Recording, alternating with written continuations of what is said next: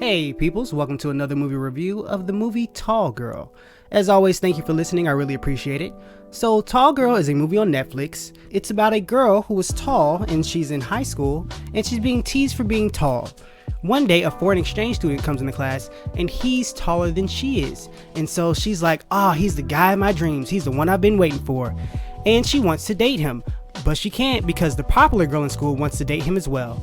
And this is our movie. Okay, before I get really deep into the review, I have to point this out. This movie takes place in New Orleans. New Orleans, however you want to pronounce it. But what makes it funny is that the situation in this movie is about an exchange student coming to this place. But everyone feels like an exchange student or just from out of state to me, because I've met people from New Orleans and no one in this movie seems like they're actually from that area. I'm from Atlanta. I was born and raised in Atlanta, and when I talk, people don't believe I'm from Atlanta. Most people think I'm from up north because I talk pretty fast, but a lot of people say, oh, you have that southern charm about you or that southern style about you, and that makes sense because you're raised by your environment. No one in this movie seems like they're actually from the area. Everyone seems like an exchange student or from out of state that came to this specific area. And that kind of contrasts because in the movie they do show locations and they do have jazzy type music that feel like New Orleans. It's just that the people don't. And that was the contrast for me. But anyway, so let's get into the movie. This movie feels like it's a young teenager's dream, like 13 or 14, because decisions made in this movie by the characters don't always make sense, and some of it feels dreamlike. For instance, when the new guy comes into the school, he walks into the main girl's classroom, and he sees a problem on the board, and he just walks over and solves it.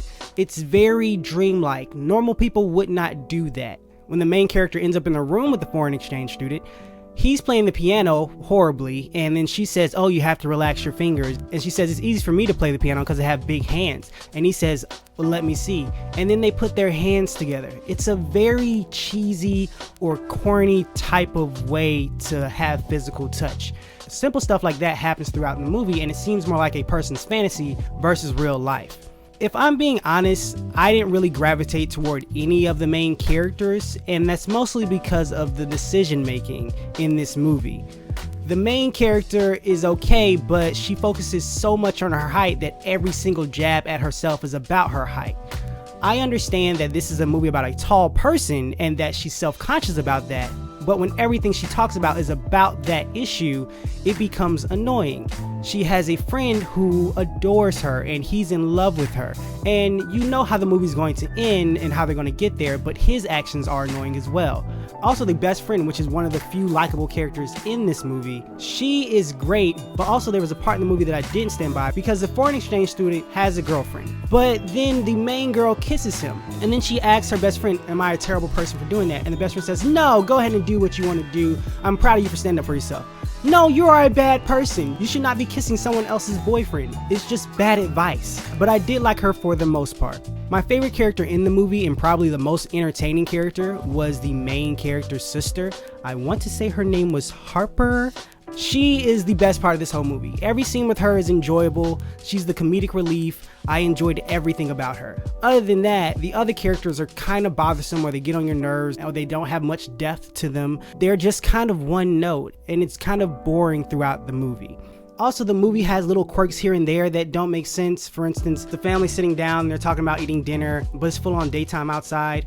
Also, the main character claims she can't date her friend, the guy who has a crush on her, because he is short, and people would think that's weird because it would stick out more. But yet, when the movie starts, she has this flirty meet cute thing with this guy in the library. She knows she's taller than him. But then when they stand up, he has that little awkward like, oh, you're a tall girl, I'm not really interested in you anymore. But main girl seems like, oh wait, please ask me out, I'm really interested. But then just a couple scenes later, you say, oh, I wouldn't date you because you're too short and make me look awkward. But you were just hoping someone else was about to ask you out. Also, they have a montage of scenes where the main character is standing in the back of her classroom doing classroom pictures because she's so tall. But yet in class, she's sitting like in the second row, and I know the people behind her cannot see. So the movie has little quirks like that throughout where it might set up certain rules, but then it breaks its own rules. It's just problematic. Overall, I would not say watch this. It's not horrible, it's just bland, and it falls into that pile of generic teen romances that no one needs to watch. But yeah, that's it guys. As always, I really appreciate you for listening. Please thumbs up, subscribe, retweet, like, heart, all those things on all the social medias. I really appreciate it. I hope you continue to have a great day. God bless. I'll talk to you tomorrow.